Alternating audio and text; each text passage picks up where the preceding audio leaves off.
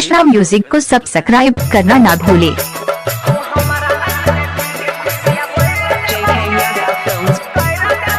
Rizwan motor garage बलुआहा से कृष्णा राजा आर के रानी की तरफ से। हाँ देख लियो मजा मारे तब बोल देबोगे। हाँ देख लियो मजा मारे तब बोल देबोगे। तू हमारा नहीं देबी ता राजा खोल देबोगे। हाँ देख लियो मजा मारे तब बोल देबोगे।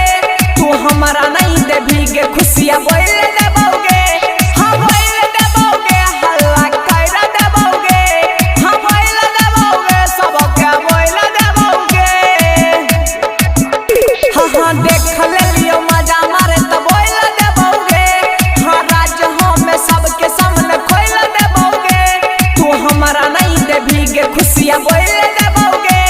हाँ बोल देबोगे सबके बोल देबोगे।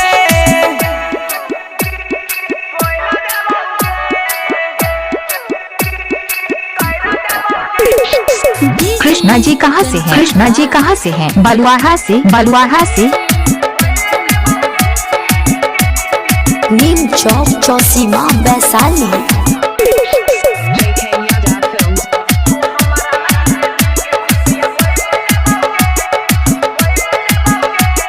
मिक्स बाय कृष्णा राजा बलुआहा से। दुनिया के नजर में के छौरी बनै छही शरीफ गे।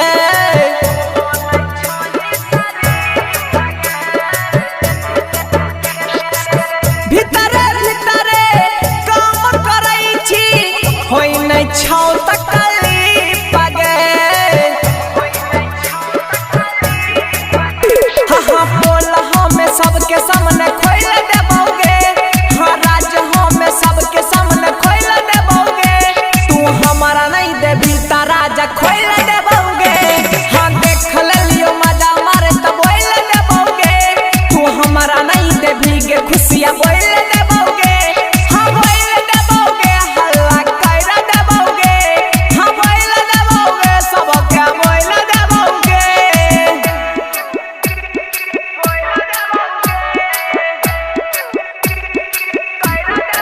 कृष्णा जी कहाँ से हैं? आर के रानी की तरफ से। नीम चौक चौसीमा वैशाली।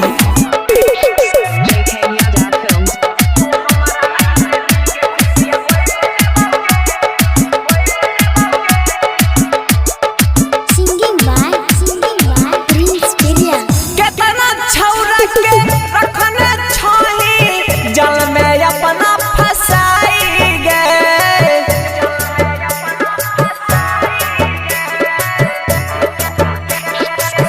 कहै छौगे छौरा पिरसवा छोड़ो सिखाई गे।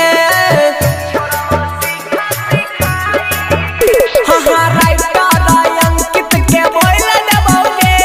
हाँ राइटर अंकित के बोल देबोगे। तू हमारा नहीं देबी ता राजा खोल देबोगे। हाँ देख लियो मजा मारे तब बोल देबोगे। तू हमारा नहीं देबी गे खुशियाँ। Mobile number 8227912273। हल्ला कर देबोगे। आर के रानी की तरफ से। कृष्णा जी कहाँ से हैं? JK Yadav Films